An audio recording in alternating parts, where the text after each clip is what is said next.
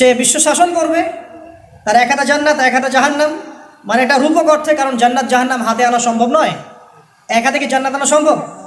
এক হাতে জাহান্নাম আনা সম্ভব?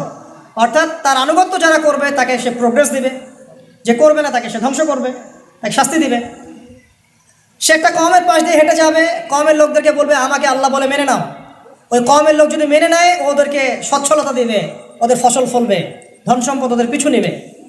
যদি কোনো কম অস্বীকার করে ওদেরকে ম্যাসাকার করে ছেড়ে দিবে।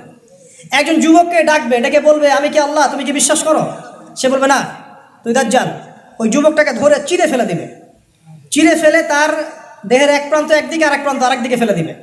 এরপর আবার একে জীবিত করবে, জীবিত করে যুবককে আবার বলবে যে এখন কি বিশ্বাস হয়েছে যে আমি আল্লাহ? তখন যুবকটা বলবে এখন আরো স্পষ্ট বিশ্বাস হয়েছে তুই দাজ্জাল।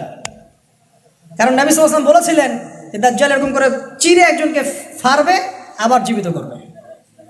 নবী সাল্লাল্লাহু আলাইহি ওয়াসাল্লাম বলেছেন এই যুবক হবে অনেক উঁচু স্তরের শহীদ। সুবহানাল্লাহ। তো সে কি, কোথায়? দেখুন, তামিম দারির হাদিসের মধ্যে দ্বীপের কথা আসছে। দ্বীপের মধ্যে সে বাধা আছে, প্রশ্ন করছে বাইসানে খেজুর গাছে খেজুর ধরে, তারপরে হ্রদে কি পানি আছে?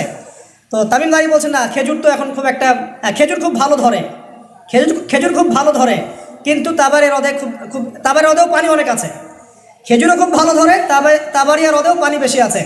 তখন সে দাজ্জাল বলছে অচিরেই বাইসানের খেজুর গাছে খেজুর ধরবে না, আর তাবারিয়া হ্রদেও পানি থাকবে না। এখন দেখেন এই খেজুর গাছের খেজুর নাই, তাবারিয়া হ্রদের পানিও নাই, লাস্ট 100 বছর এগুলো নাই।